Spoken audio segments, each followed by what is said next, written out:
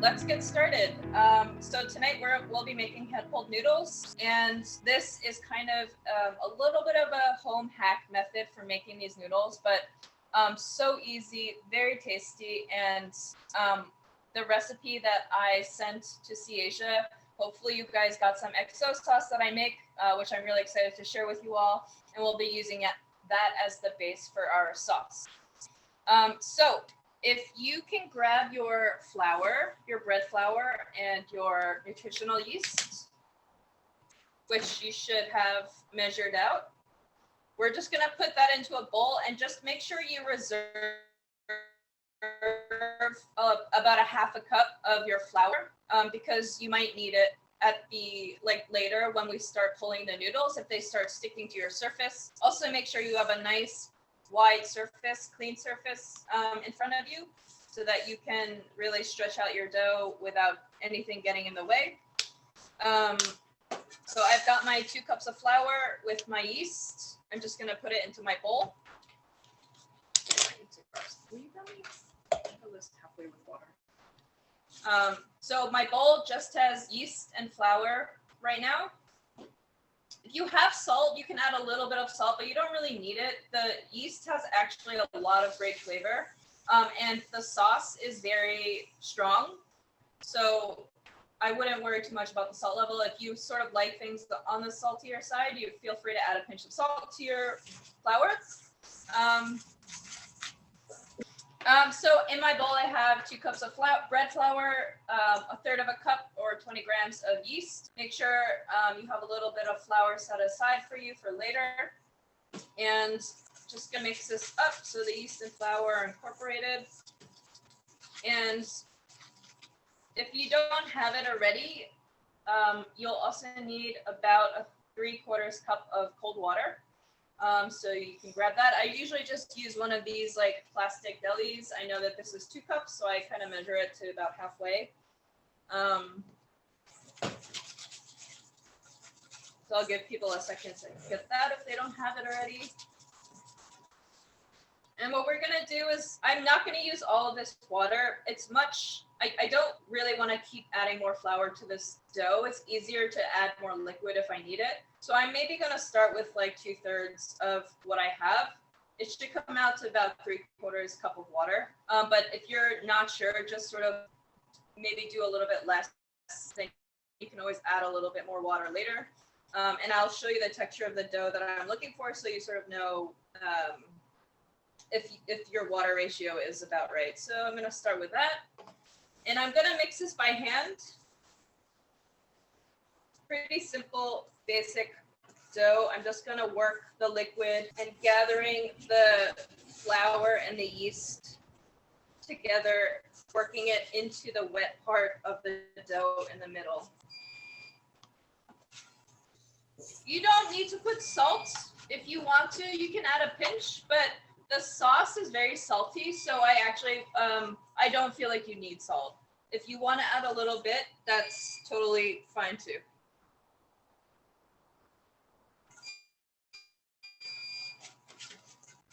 Okay, so I'm working my dough and it's almost ready for me to turn out onto my table. I'm going to show you guys what it looks like. And if anyone isn't sure if their dough looks right, Caesar, maybe you can just go to their video and I can take a look. Happy to do that. So this is pretty much what my dough looks like right now. Still a little shaggy, but I'm going to keep working it. But I can see all the water has been incorporated. And I don't feel like I need to add any more water at this point, because as you continue kneading the dough, the water will keep getting absorbed. The flour is going to keep absorbing the water. So it's actually easy for people to add too much water. You really want to let the dough hydrate before you add more water. So I'm actually really happy with the texture of my dough right now. How are people doing with theirs? Happy to take a look. That's what the class is for. Audrey is asking, how much water did you add? I added about 3/4 cup. I think mine pretty shaggy. I don't know if you can see.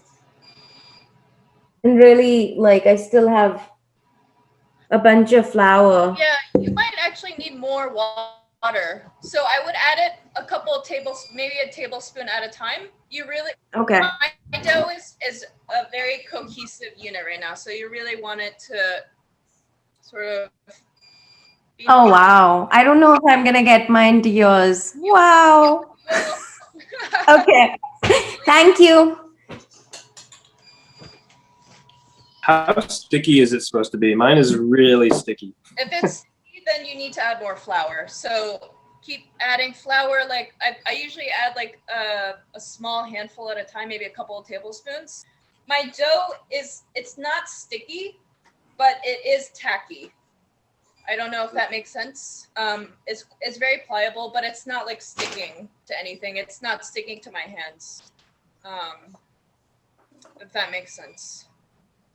Yeah, it's better. So I'll just give people a couple of minutes to correct their doughs if they need to be corrected.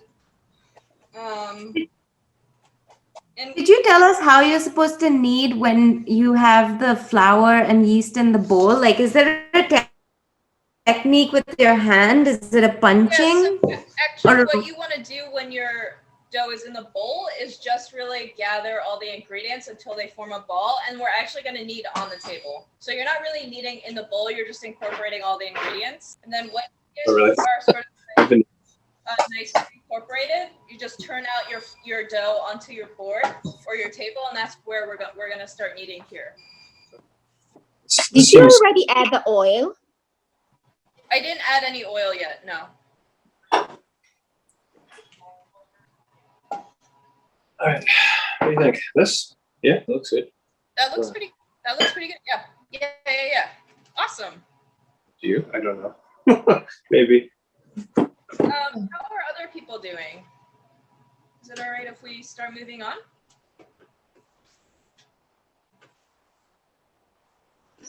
Okay.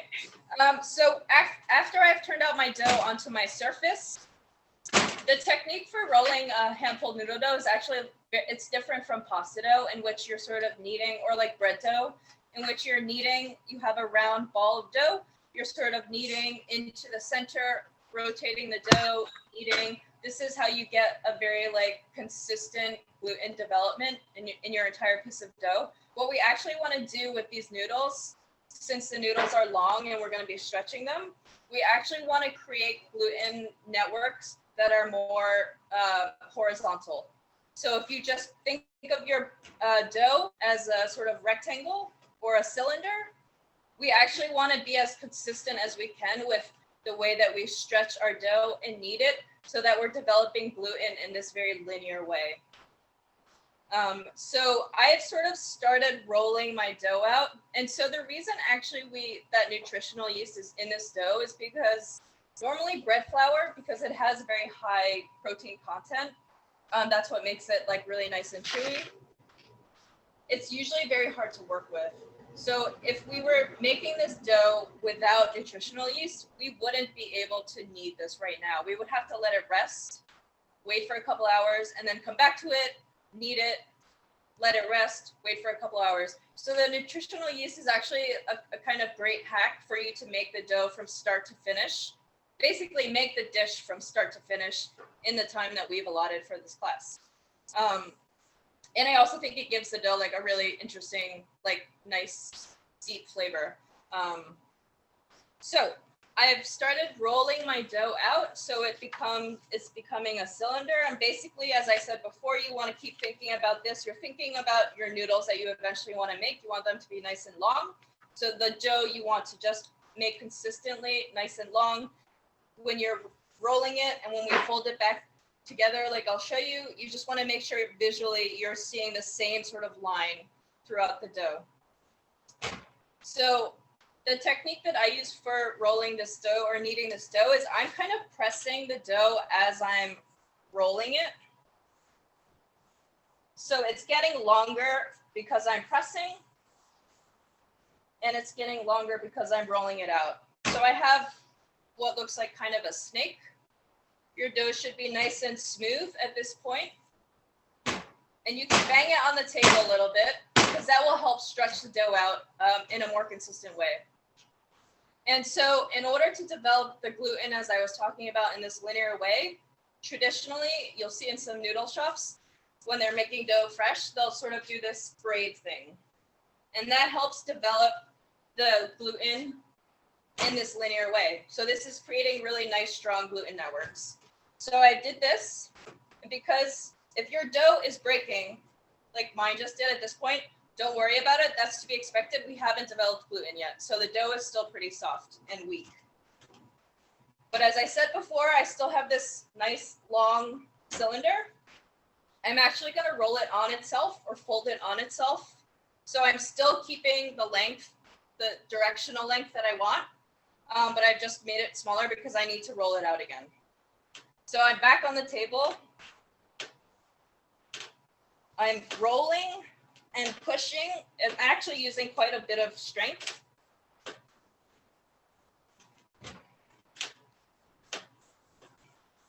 You can flop it a little bit. My dough is still breaking, clearly not strong enough. And you really want your cylinder to be as even as possible in thickness. So once I have this, it's about the width of my wingspan. I'm going to twirl to braid. I'm going to fold it back onto itself. And I'm probably going to do this for another 5 minutes right now. So if anyone has questions right now is a great time. It's a good time to get in a little arm workout. And if anyone has questions about what I've been doing during COVID, I'm happy to answer them. I have a friend here who I work with currently. We work with a company called 121 Foods. It's a mission-driven culinary enterprise. And we have partnered with a bunch of community organizations, farms, purveyors to fight food insecurity in Brooklyn, where we are based.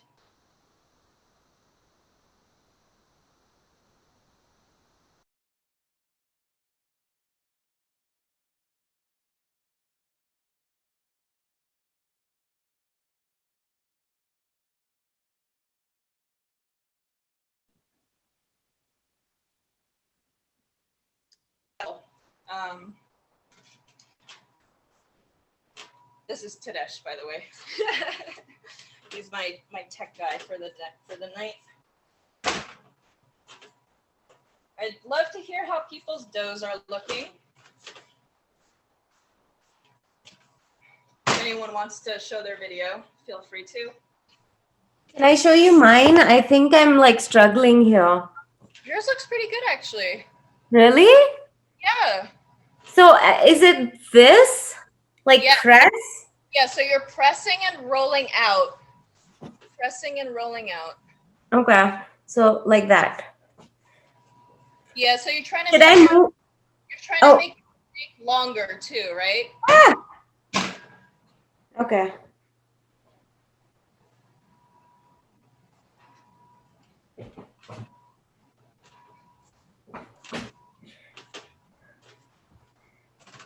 So we're actually going to do this. We're going to do this for a couple more minutes. And then we're actually going to let our dough rest a little bit. And you'll see actually when you come back to it, the resting does help make the dough a lot more workable. Right now, I'm actually like kind of, maybe I've just gotten weak, but I'm kind of struggling to like roll out the dough a little bit. So I'm going to let it rest. And it's great because you can let it rest for 5 minutes and you'll notice the difference right away. Whereas with a regular dough, pasta dough that doesn't have any nutritional use in it, you need to let it rest for like 1 to 2 hours in order for the gluten to relax.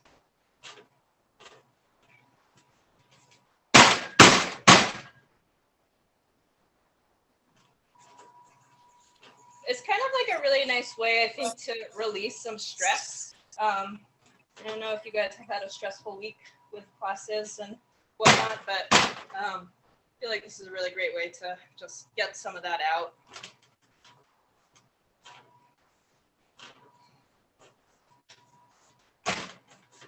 And if you're kind of rolling and you see your dough kind of looks a little wonky, don't worry about it. This dough is great because it combines back into itself very nicely. And also, if you're finding your dough is a little bit sticky, it's sticking to your work surface, you can always just dust your hands with a little flour or dust your surface with a little flour, and that should help you be able to work with the dough without it sticking. Can you show the technique for making that twist? I'm not getting. Yes. It requires a little bit of practice, but yes. So I can see my dough is sticking a little bit to my surface and my hands, so I'm just gonna take a pinch of flour. Okay, so the technique, basically when you have your snake, one arm is going counterclockwise and the other arm is going clockwise. So that's how you turn the dough. Give me 1 second, just do it again. So my right arm is going counterclockwise and my left arm was turning clockwise. Or maybe it's the other way. I'll do it again. You want them to be turning in opposite directions. But no, they're going the Oh, same they're going in the same direction. So basically, if you have your dough like this, they're both going in the same direction. Kind of like, what else do you do with this motion? I don't know. Was that helpful? Yeah, a little bit. Thank I'm you. just realizing is you don't want to keep your dough. You want to keep your dough moving because this dough, it is very tacky. If you let it sit on your surface for too long, it'll just stick to your surface. And then you'll have to add flour, and you don't want to keep adding flour. So just keep the dough moving.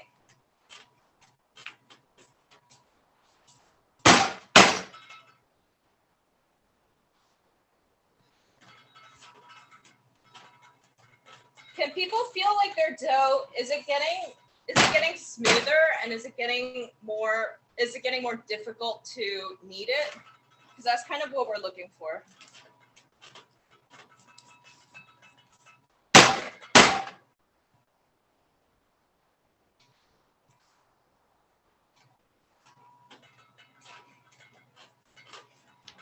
Okay, I think I'm gonna do this a couple more times and then let it rest, and then we can talk about the sauce for a little bit before we come back to the dough. And if you don't have a pot of boiling water on yet, now would be a great time to do that. I think a really important part of cooking is learning how to multitask. Does someone have a question?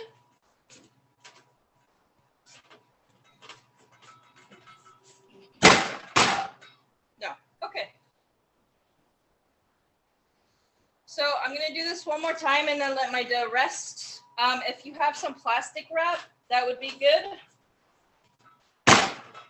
If you don't, you can just oil your dough a little bit. That's what the oil is for.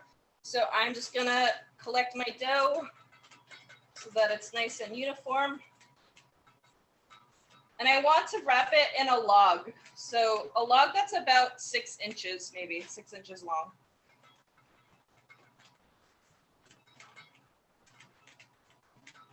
So that's kind of what I have that I'm going to wrap up and move on to the next part.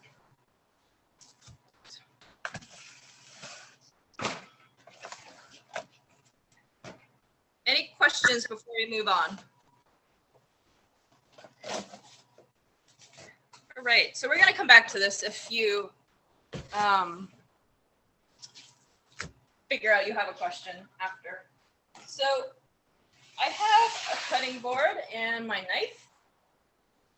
The recipe for the sauce called for some ginger and garlic that's minced. Did anyone mince their ginger and garlic? It didn't say garlic, I don't think, but we can. Okay, well, we don't need garlic. That is just kind of a bonus. But if you have ginger, would anyone like a ginger mincing demo? If you haven't minced it already. Sure, why not? Great. So I actually have a microplane, which I feel like is one of the best kitchen tools you can invest in. It does so much, like zesting citrus grating cheese. And it also actually does a beautiful job of grating things like ginger and garlic. So I love to use this when a recipe calls for minced ginger, minced garlic. I actually really like to use the microplane to do it. It saves the edge of your knife a little bit because, as you all know, ginger can be a little bit difficult to mince sometimes. And all you have to do is peel the ginger that you have and just like grate it as if you were grating cheese or something on your microplane.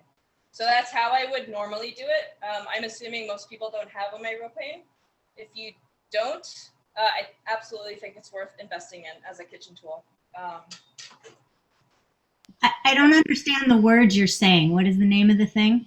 It's called a microplane, and I think we can actually just put it in the chat so you can see the spelling of it. So with the ginger, if you have like a knob, 1.5 inch knob, you're probably only gonna need half of it. But basically when I mince ginger, what I do is cut it into thin planks. And then I cut the planks into batons, like julienne. And then I go through and brunoise that. So a lot of big words, but basically you want to, in order to make your mince as even as possible, you want to cut it into even planks, so long, thin strips. And then you're going to cut those planks into thinner strips. And then you're going to gather your thin strips and basically run your knife through to create nice little dices. So like I said, you only need half. And I'll show you what my ginger looks like after each part so that you have an idea of what I'm talking about. So basically, these are my planks of ginger. Try to make them as thin as possible. And these planks, I'm going to lay out on my board flat and sort of overlap them a little bit. And then I'm just going to run my knife through like this to create strips that are as thin as possible.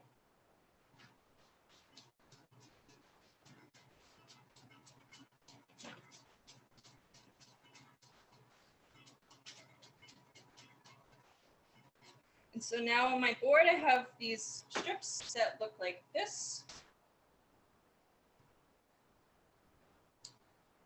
And then I'm going to turn all my strips because they're all still sort of gathered together. I'm going to turn them 90 degrees so that they're long ways now.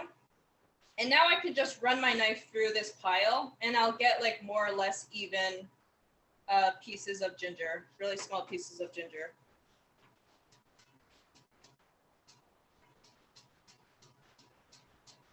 Does that make sense for people? I'm going to assume silence is a good thing. And then one more thing when you're here. So now I have these nice little pieces of ginger. Another thing you can do to sort of bring out the flavor of ginger a little bit is mash your knife sort of in the way that some people like to mash their garlic cloves before they mince it. If you mash your ginger at this point, you're starting to release a lot of the juice, and that's actually going to bring out a lot of flavor. So when you're at this point where you have little pieces of ginger, I just hold my knife flat against the board and I just sort of scrape at the ginger. I don't know if you can hear that sound.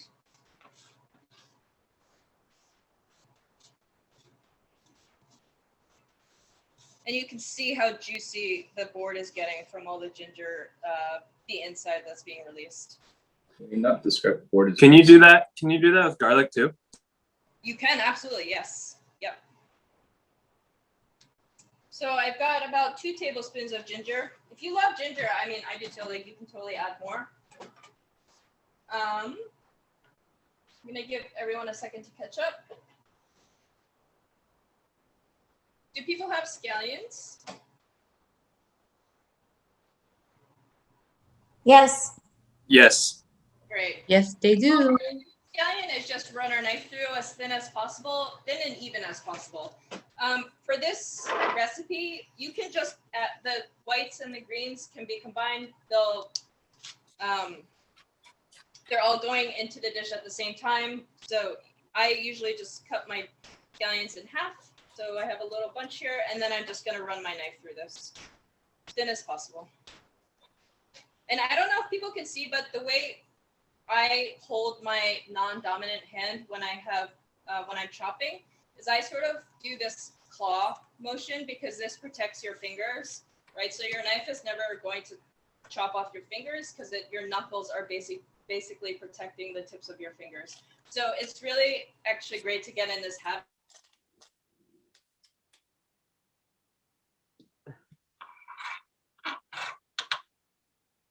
Oh, I think we lost audio again.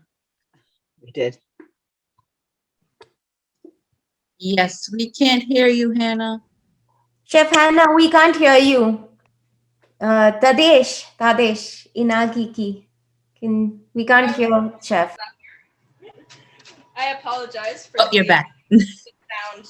That's okay. Things happen. Okay, so I took about 3 or 4 pieces of scallion, and I just ran my knife through all of that. It's going in the same bowl as my ginger. Show that. That looks great. Right? Give people a second to catch up. And once you're done with that, you can pull out your cilantro. Hopefully it's cleaned. If not, you can give it a quick rinse. I have about a half a bunch here. And if you don't like cilantro, obviously you don't need to put this in. I love cilantro, and I actually kind of basically used it as a vegetable. I will eat it by like the pound. I love it that much. So all we're gonna do with the cilantro is chop it. I actually really like the stems of cilantro. I don't want to dump them.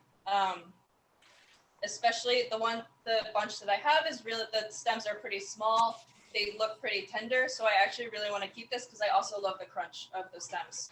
And so all I'm going to do is basically rough chop the cilantro. So I'm looking for about 1-inch sort of cuts. And I'm just going straight through. I'm not going to chop because I don't really want to wilt the cilantro by cutting it up too much. So I am just running my knife maybe 3 or 4 times through the bunch, and that's all I'm doing with the cilantro. Interesting. So nice big sort of bunches. Some of the leaves still have the stems attached. I have my stems are about 1 inch long. So that's going in the same bowl.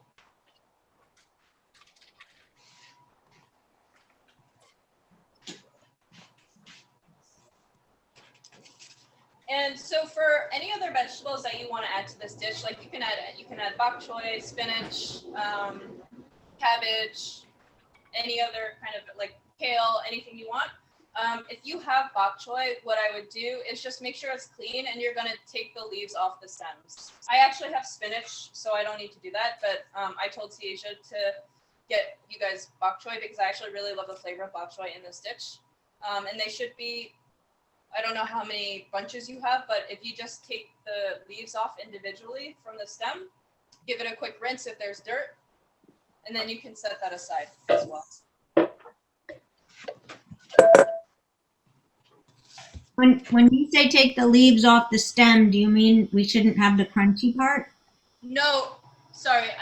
So each leaf comes attached to a stem. Like you can just take those off. So Like this, I don't know if you can see my screen. Anita. Yeah, let's see what. Let's see. Anita. Oh, here you are. Yeah, so that's perfect. So you want the crunchy part? That's what I want to know. yeah, exactly. You do want the crunchy part. Yeah, for sure. Okay, great. So the bok choy, if you have a different bowl for the bok choy, that's great. You can just set it aside on your cutting board. We're actually done with the cutting part for now. I did have a question from someone who wasn't able to get Exo Sauce about what other sauce they could substitute, which I think is a great question. I actually also make this dish a lot with a different kind of sauce. It's called Yangyang sauce. And what that is essentially is a mix of soy sauce, 2 different kinds of soy sauce, but if you just have regular soy sauce, that's fine. Soy sauce, vinegar. I use a Chinese vinegar called Kyang vinegar. It's black. It kind of looks like balsamic vinegar. You could also use rice vinegar, regular vinegar. It doesn't anything works. So soy sauce, vinegar. You want the soy sauce and the vinegar to in a ratio of about 3 to 1. So 3 parts soy sauce to 1 part vinegar. And I also actually like to add either sesame oil or chili oil as well. So you're looking at about 3 parts soy to 1 part vinegar to 1 part sesame oil or chili oil or both. And that's a very good, just like basic sauce for this dish. It's super delicious and very easy. In that sauce, typically is some combination of cumin seed, coriander seed, and Sichuan peppercorn. It gives it like a really interesting flavor. So if you have any of those spices on hand, like a little bit of ground cumin, coriander seeds that you can just chop, like mash up real quick, you could also throw that in. But just basic soy, vinegar, and sesame oil or chili oil, that's like a great sauce. So if you don't have XO, you can make a quick sauce with that. You could also use fish sauce, which I also really like. I would sub the fish sauce, a little bit of fish sauce for some soy sauce. So I wouldn't use all fish sauce because that is a little bit too strong. Thank you. That was a question that I actually had asked you on Instagram.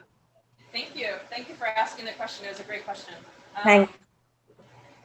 Okay, so I'm going to assume people are finishing up with their knife work. And once you finish doing that, let's go back to the dough. 7:15. 7:15. All right, so make sure your water is boiling or close to boiling, because as soon as we stretch this dough, we need to cook it right away. This is not the kind of dough that you can sort of set aside and cook later. You need to cook this dough right away. So I'm going to make sure my water is going to be up at the same time that I'm ready. So my dough is actually stuck to my plastic wrap a little bit. That's totally okay. Don't stress out about that. Just going to add a little bit of flour to it to get it off of the plastic wrap.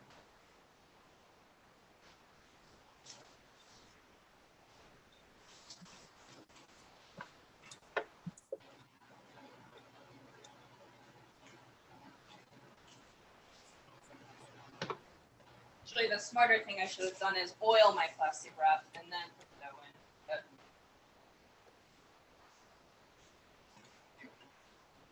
is anyone else having this problem? Is it just me? Yes. Okay. Yeah, a little bit of flour should help you get the dough off.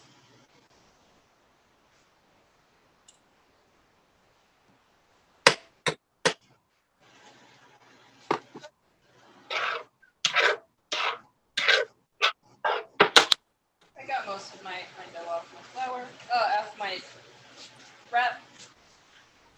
Okay, so same thing as last time. We want to start with about 6-8 inches of a very evenly round cylinder. And I'm going to cut this into 5 or 6 pieces, and we're going to work with each piece individually.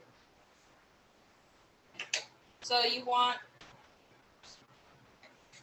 pieces that are about this big. I think it should be about 5 or 6 pieces for the dough that you have.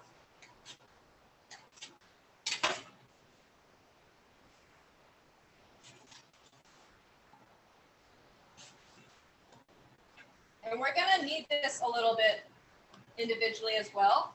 Just want to make sure I'm getting like really good texture on my noodles. But basically each little piece of dough that you have now is going to be one really long noodle.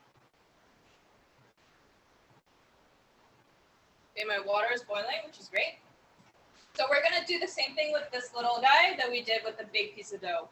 We're gonna roll it and push into it at the same time, stretch it out, and work it back into itself.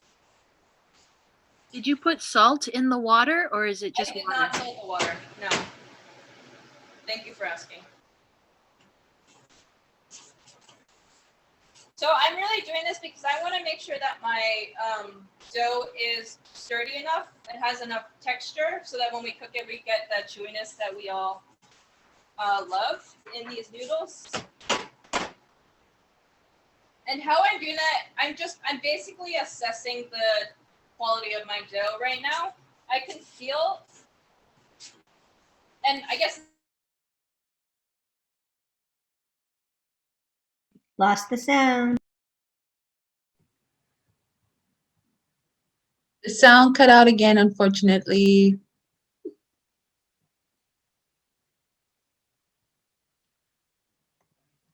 The audio, I think, might cut out. okay. I think it's back. Yep. In case you missed that, I said that I talk a lot about how the dough feels because for me, part of cooking and what I love about cooking is the fact that it's very intuitive and you can sort of tell after doing something enough times that it looks or feels right, rather than sort of like relying on recipes all the time. So I'm gonna do this maybe 10 or 15 times very quickly. I'm not braiding at this point, just to save time. And my water is up. I hope everyone else's is up. You also need, if you don't have it already, you need tongs or something to pull your noodles out of the water.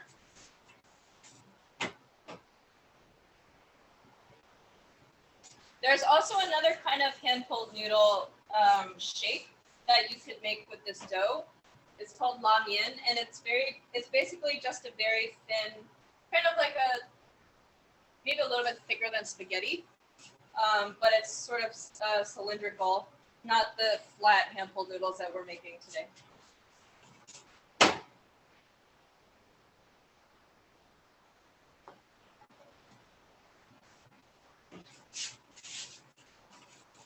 Are people almost ready to pull? Their doughs feel nice, soft, supple.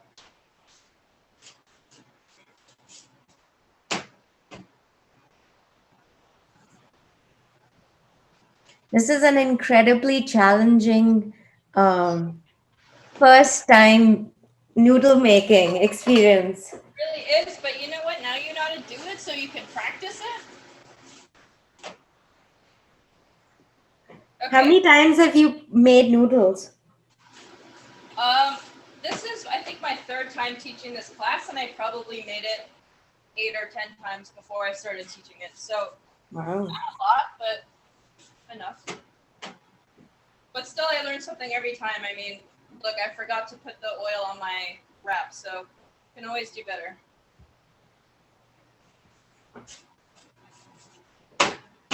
Okay, so if everyone can sort of wrap up their dough, little piece of dough back to where you started, which is a cylinder.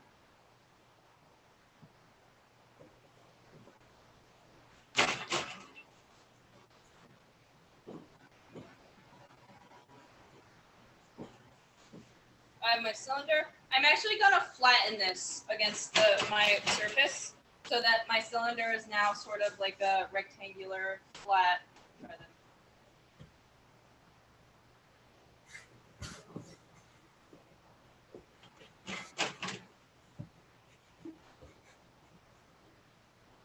So I've turned it into sort of like a rectangle. And this is basically the thing that we're gonna pull to make the noodles. So you can bang on the table a little bit to help you stretch the dough in an even way. The great thing about this dough is if you mess it up, doesn't look cute, you just roll it back in on itself and you can try again. So this is also why having the nutritional yeast in the dough is very helpful, because you don't need to let it rest again. There's no such thing as working it too much. It still should stay very soft and easy to work with. So I'll just demonstrate this again. I flatten my cylinder, sort of just start pulling against the surface.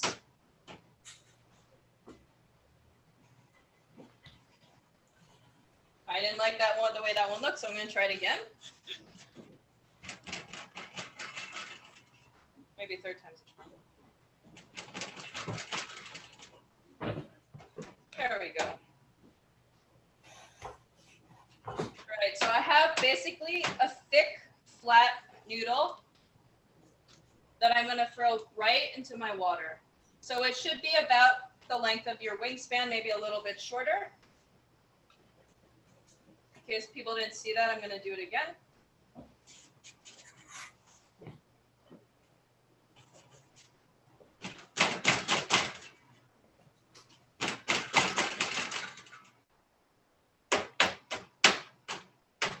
And if you're finding that the dough isn't stretching out as evenly as you want it to, you can just sort of go back and do a little bit of fixing. Like, okay, my middle is too thick, so I want to thin that out a little bit. And now this is nice and even. So this is what I'm going to drop right into my water. About how thick is it? That is very hard to describe, but it should be like, it's pretty thick. I would say it's thicker than Italian pasta, significantly. Maybe twice as thick.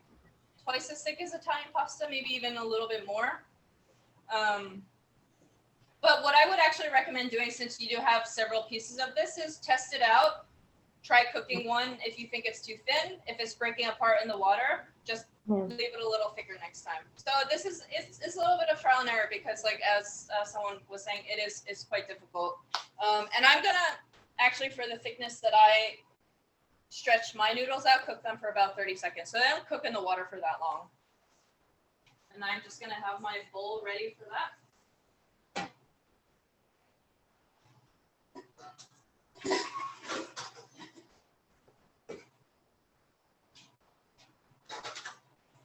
So we can actually do that actually. Why don't we just, so I had one small piece of dough that I stretched out and put into my water. I'm gonna let it cook, take it out, test it, and just sort of make an adjustment if I need to before I continue making the rest of the noodles.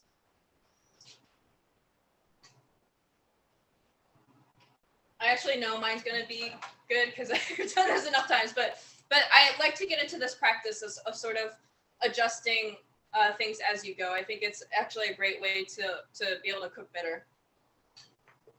So I think it's about 30 seconds. I'm gonna pull out my noodles and I can show you what these look like after they come out of the water. So I'm not sure if you can see this that well, but these are quite thick. This is sort of what you're looking for ideally. Is this helpful, this angle for people? Yes. So this is basically what I have so far. You want nice long noodles. So I'm just gonna drop a little bit of oil into this so that noodles don't stick to each other while I'm pulling the rest of them. How do you know when it's in the water for long enough? That is also a thing that you can figure out by trial and error. I think mine was in there about 30 seconds, but also if I'm not sure, I can just pull apart my noodle and check to make sure that it's cooked. The way that I know it's cooked is it should just be transparent. The dough should be transparent. If the dough is raw, it's gonna look like flour. It's gonna look white. When the dough cooks, you can see the outside looks very different. It has almost a sheen on it versus the flour, which is all dry, is still dry. If that makes any sense. It has a sheen, but I wouldn't say it's transparent. Is it transparent? Maybe that's not the right word. So if you've ever cooked pasta and you haven't cooked it fully through, you'll see how the outside is cooked, so it has the sort of clarity, but the inside is still raw. Still looks like raw pasta dough. That's sort of the same thing here, if that makes sense. So I just tore my noodles in half to make sure that the inside looks basically the same as the outside. I shouldn't have any white, the middle shouldn't be white at all. You can also just taste it and taste it and make sure it's cooked through. So it's hard and fast. I'm an advocate of eating while you cook. So it's kind of an approximation of 30 seconds. Yeah, I would, and it obviously depends on how thick your noodles are. So I usually cook them for about 30 seconds, and my noodles are on the thick side. So I'm gonna keep going on. I'm gonna move on to my next noodle. Make sure my water is boiling. And so the rest of my noodles, because I think we're almost out of time, I'm gonna just throw in the water as I pull them.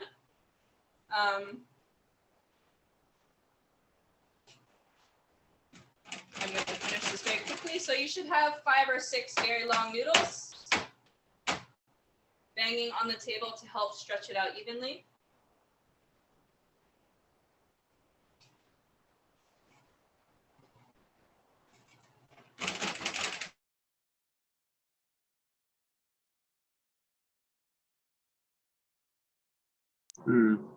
So my noodles are kind of like breaking apart in the water. Is that because they're too thick or something?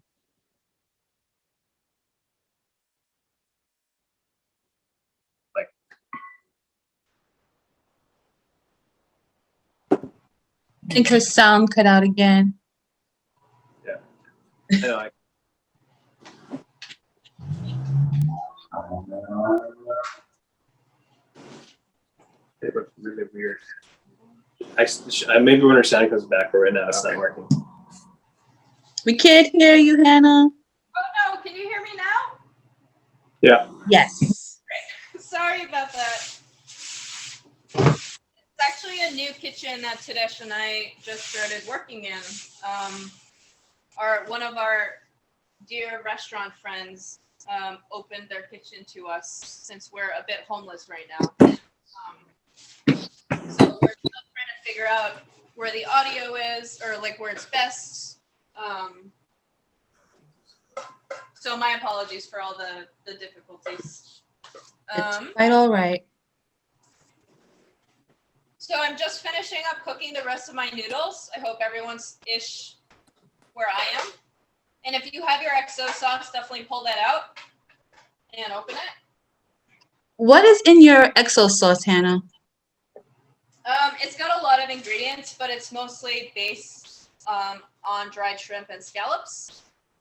And there's some aromatics. There's chili, shallot, garlic. There's some soy sauce, some seasoning, fish sauce, some vinegar, some rice wine. So a lot of things. Mm-hmm. Basically, the general method of making Exo sauce is that you fry all of your solid ingredients separately. You shallow fry them. That dehydrates them. It also gets them very crispy. And then you mix all your fried items with all of your aromatics. Ooh. Okay, so I have my noodles. Just gonna double check that they're cooked. Yes, cooked. No white middle. And I'm gonna add my cilantro and scallion and ginger that I had cut up. Oh, one quick point. If you have bok choy and you don't, I like to eat bok choy raw, but if you don't like eating bok choy raw, after you cook your noodles, you can toss your bok choy. Uh-oh.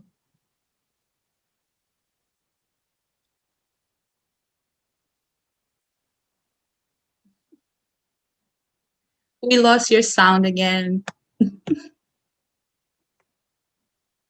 So I have my noodles, all my herbs, my ginger. I'm gonna add my Exo sauce to this. And if you're making your bok choy after you cook it, after you blanch it for 10 seconds, you can just throw that right into your noodles. And I think I'm gonna add a few tablespoons of Exo just right on top.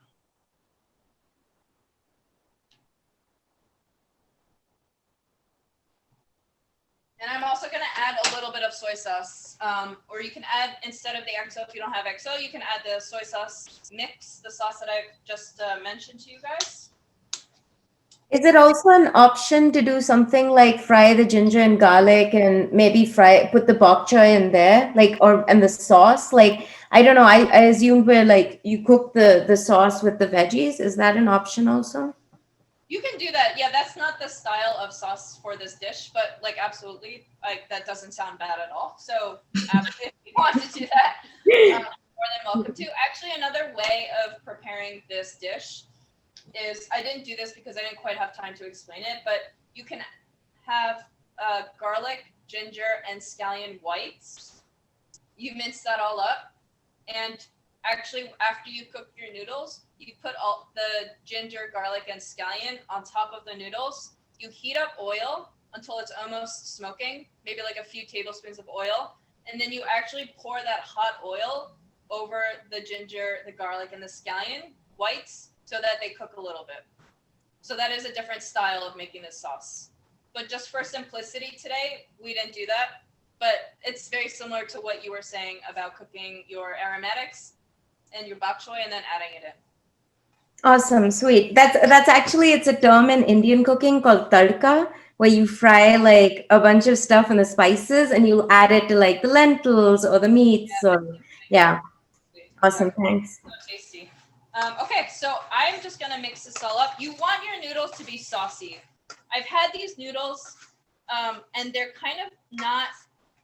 They don't look delicious. Like these noodles should look delicious, and part of that means like you should have enough sauce that it should coat the noodles. And the sauce being a combination of sesame oil, chili oil, exo sauce, soy sauce, vinegar. See how this sauce, and so the other thing I wanted to quickly mention, because we're almost out of time, but the sauce, my sauce is clinging very nicely to my noodles because we didn't actually rinse the noodles after we took them out of the water. Typically in Italian cooking, when they make pasta, after they cook the pasta in water, sometimes they rinse the noodles in order to keep them or hold them for a little bit. And you're actually removing a lot of the starch that's coating the noodles at that time. And it's a little bit harder for the sauce to cling to the pasta. So we pulled the noodles right out of the water, did not rinse them. So there was still a lot of starch adhering to the noodles. And that's what enables the noodles to pick up this sauce a little bit better. And since I have spinach, I don't have bok choy. If you have bok choy, it should be in here already. I'm just going to put a little spinach in and finish tossing a little bit. And that's it. There's a question for you, Hannah, about your restaurant. Is it usually just like a pop-up shop, or do you have like a actual front? It's mobile. I don't have a restaurant space. I did have a lease at the beginning of last year that I ended up not signing because of COVID. So right now I'm just doing pop-ups. I'm working with Tadesh and One-to-One Foods. We're also working with Heart of Dinner and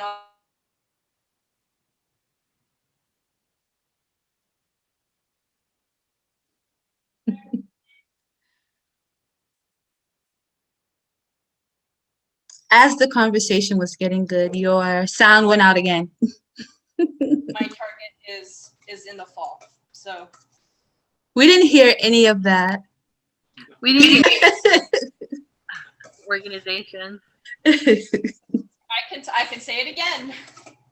We would love that. But in the meantime, this is my dish. Should be enough for 2 people, but I sometimes eat it all myself. So I don't have a restaurant currently. I had a lease last year on a space in Brooklyn that I ended up not signing because of COVID. And so I've been staying busy doing pop-ups, working with Tadesh at One-to-One Foods, helping out with Heart of Dinner and the Level Up Project. So if either of those organizations are ones that you're interested in learning more about, please DM me on Instagram. I'd love to tell you more about them. I think they're both amazing, both run by wonderful people. And yeah, hopefully I'll have a restaurant in the fall. So please look out for that. And I will Lost the sound. Can't hear you.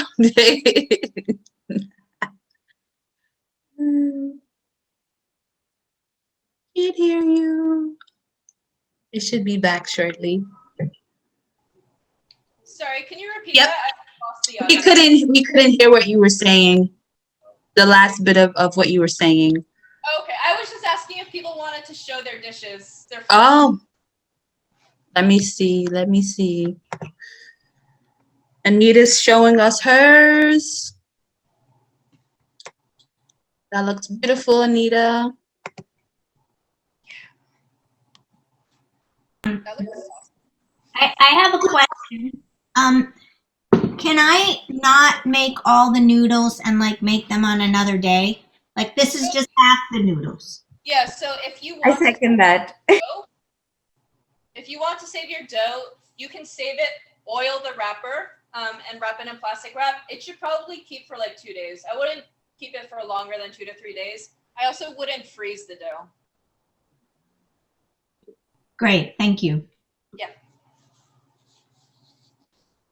Anyone else want to show us their dish? And please, if you can, I put our email address in the chat box. You send us pictures of your fabulous dishes. I don't know if anyone else wants to show us their creations. I see Yin is still over there with that dough. I'm gonna pin you so people can see what you got going on there.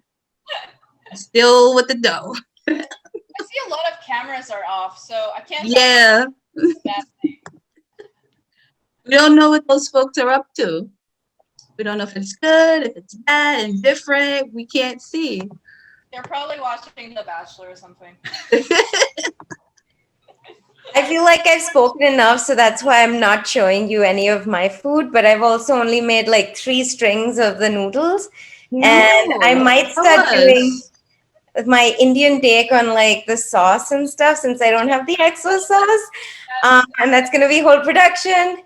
But thank you, Chef Hannah. And the sound, talk about like life being a bitch in a pandemic. So you did such a great job. Someday I hope to emulate such noodles.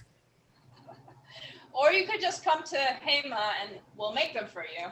I wish. I was thinking that when you were talking about your restaurant, and inshallah, I'm sure it's going to happen.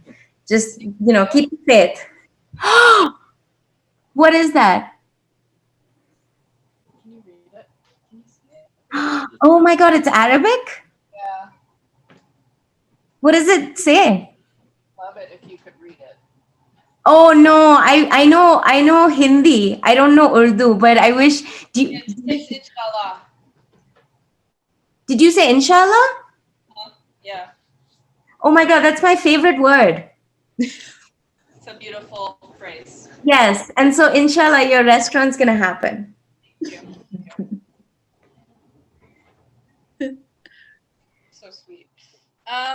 I think we're out of time, so I don't want to hold you up any longer from your exciting Friday nights. We can take as much time as you need, Hannah. We don't need to rush you. I think there's a question in the chat. Very bottom. Oh, I see. You said to add the hot oil on top of white scallions and what? Yeah, so if you want to make the sauce a little bit differently, in which you cook your aromatics a little bit, I said to mince ginger, garlic, and your scallion whites. And then when you put that on your noodles, you pour the hot oil over that, over all those aromatics, so they sizzle a little bit and they cook a little bit. And it brings out a lot of aroma. That's great. I know we kind of like pressed for time, but I really just kind of wanted to learn a little bit more about you and like your journey, just so we can kind of get a sense on who you are. Yeah. And why did you what made you want to be a chef? Just so we can put it a whole cohesive story together with the noodles. Full circle. So. Yeah. Yeah, so I studied English and biology in college. I'm adopted. My parents are from Hong Kong originally. I'm actually Korean. But I grew up in New Jersey. I went to college. I studied English and biology. Realized I didn't want to go to law school. So I actually was on a Fulbright scholarship after college. I spent a year in Hong Kong teaching English. And then I came back. I moved to Cambridge, Massachusetts, and was working in publishing for a couple of years. Then decided I didn't want to do that. I didn't want to go to grad school. And sort of on a whim, I started working at a restaurant in Cambridge at the time and just fell in love with the environment. And so I applied to culinary school right away. I left and did that for a year, and then I moved to New York in 2012. So I've been cooking professionally since 2012. As Vicky mentioned before, my background is mostly in restaurants, but I have spent the last few years doing more catering, private events, and really becoming more invested in community-driven organizations, food organizations that are really passionate about equal access to food, eliminating food insecurity, really developing sort of like mutual aid models in which we're all lifting each other up through food. And so that's sort of where I'm at the moment. As you might know, Heart of Dinner is a nonprofit that prepares meals and grocery kits for homebound Asian elderly in New York City. Started by very dear friends of mine last year during the beginning of the pandemic. It's a really incredible organization and community of people to support. If you just follow them on Instagram, they're posting all the time about what they're doing, the kinds of notes and drawings that people are donating to these grocery kits. It's really just like an incredibly beautiful story that's come out of this crazy time. And then the other organization that I'm involved in right now is called the Level Up Project, and it's a virtual education initiative. And we offer workshops in various fields, including culinary, but various fields of craft and design. And the objective of Level Up is to really level the playing field in a lot of these industries, which are often cost prohibitive. They rely on access to connections and wealth in order to enter these fields. So we're really trying to just break down these barriers of entry into these creative fields. So our second workshop week is next week, and you still have time to sign up. And we offer our workshops on a sliding scale model. So we ask people to pay to assess their privilege and pay what they feel like they can. The workshops can be free if you need it. But I really encourage you to check out the levelupproject.org for the workshops. Again, they start next week. You have until Sunday to sign up, and I'd really love to see some of your faces there. I'm not actually teaching workshops, but I'm moderating 2 of them, our culinary workshops. One is on whole animal butchery. So a butcher friend of mine will be walking people through breaking down a chicken, including full utilization. And I think he's going through like 4 or 5 different ways of breaking it down. So that's really cool. And then the other workshop that I'm moderating is Fermenting and Pickling, led by a Brooklyn chef. And she's going to, I think, really break down what those processes look like on like a scientific level. I think people often confuse fermenting and pickling or use them interchangeably, but they're actually quite different processes. And so she's going to do that with, I think, just radishes. So it's I think it'll be a great workshop to just follow along, or very easy to get ingredients to participate in the workshop. So the levelupproject.org, Heart of Dinner, 1-to-1 Foods, HAEMA on Instagram. What else can I plug? I think that's it. Right? Thank you, Hannah. Thank you, Ciasia. Thank you, Hannah. My pleasure. Thank you, everyone. Have a good evening.